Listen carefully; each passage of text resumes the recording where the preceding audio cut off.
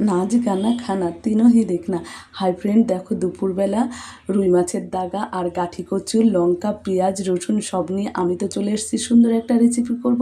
দেখো কেটে ধুয়ে পরিষ্কার করে পেঁয়াজ কেটে নিয়েছি, রসুনটা গোটা গোটা রেখেছি, কোয়া কোয়া লঙ্কা কেটে নিয়েছি, আর কচুর গাঠিটা তো পরিষ্কার করে ধুয়ে নিয়েছি, নুন হলুদ মাখিয়ে ভেজে নেব।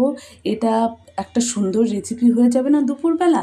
দেখো এর জন্যে আমি তো সব কিছু রেডি করে নিয়ে কড়াইতে তেল দিয়ে ফোড়ন দিয়ে গাঠি কচুটা নুন দিয়ে কষিয়ে নিচ্ছি। কেন বলো তো, নুন দিলে গাঠি কচুতে গলা ধরার ব্যাপারটা থাকবে না, এর জন্য নুনটা দিয়ে কষিয়ে নিলে ওদিক থেকে নিশ্চিন্ত থাকতে পারো।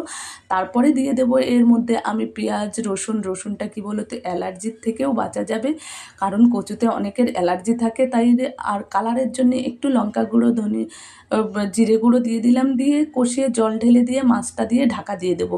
দুপুরের খাবারটা কেমন হবে বলো বন্ধুরা, তোমাদের কার কার পছন্দ আর কে কে এরকম